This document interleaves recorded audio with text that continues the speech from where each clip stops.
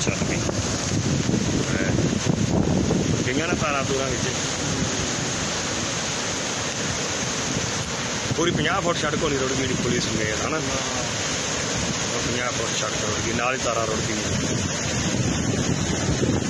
ਆ ਪਹਿਲਾਂ ਹੈਗਾ ਪਾਣੀ ਸਾਨੂੰ ਹੋਰ ਵਧੇਗਾ ਨਹੀਂ ਹੁਣ ਪਾਣੀ ਘਟੇਗਾ ਵਧੇਗਾ ਜੇ ਮੀਂਹ ਆ ਗਿਆ ਫਿਰ ਤਾਂ ਵਧੇਗਾ